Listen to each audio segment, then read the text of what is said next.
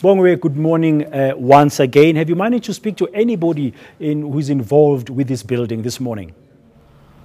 Good morning, Dan. Just after we spoke at 7:30, we spotted a few men actually making their way into the building. We followed them and we just wanted to inquire as to why they were here, because obviously nobody's supposed to be within, vicinity of the structure. And they say that they're just here to see if they can collect any scrap metal from, the debris here, and then they can be able to just have something to sell at different scrapyards around here. And they say that this is something that they have been doing for a number of years now, and they get to get at least up to 400 rand sometimes per day, and some saying that then they can be able to feed their families. But they also say that there's part of the people that actually come to collect scrap metals here are some of the Nyawupe addicts, and they do this and they just do it to get a fix, and that then they say that those are some of the people who can be careless and go into a building without even thinking. So there's quite a lot of stories that we are getting to hear this morning from several people who actually come here to see if they can make a living. And then inside the building itself, is there any clarity yet if there is any more people in there? Inside the building, we know that there's one person who is said to be dead, and emergency services personnel are going to try and see if it's possible to remove his body.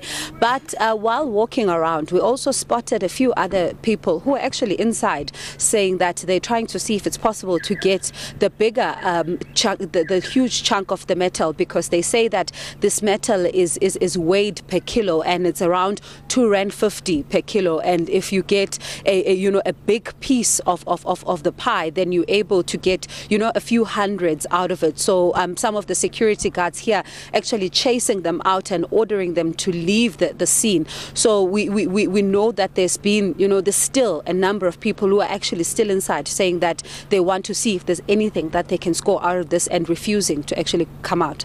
And of course, I mean, those people who are going to be taken in were arrested yesterday. I'm sure they know they're going to be facing theft charges, because that building doesn't really not belong to them, even if it's got scrap metal that they use to sort of earn a living.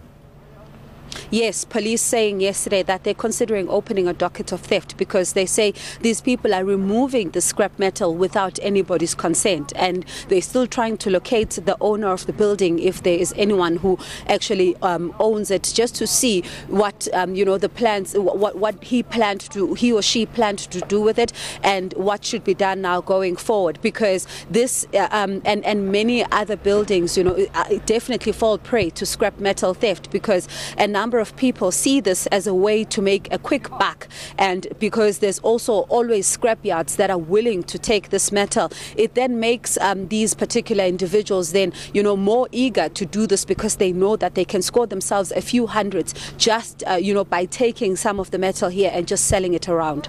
And very briefly, of course, the recovery operations are going to continue. The emergency officers, I've also seen police vehicles just behind you there arriving a short while ago. I'm sure there'll be some forensic investigation going on there as well.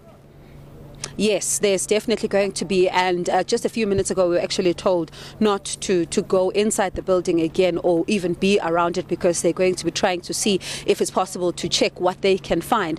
But also emergency services personnel yesterday saying that they have now they have been using specialized equipment, because this is a massive operation and the building is unstable. So we're expecting quite a lot of digging and trying to find clues as to how this building came to collapse. Thank you very much. That's eNCA reporter live to us there from Orlando East in Soweto, outside that power station building which collapsed yesterday. Know more. eNCA.com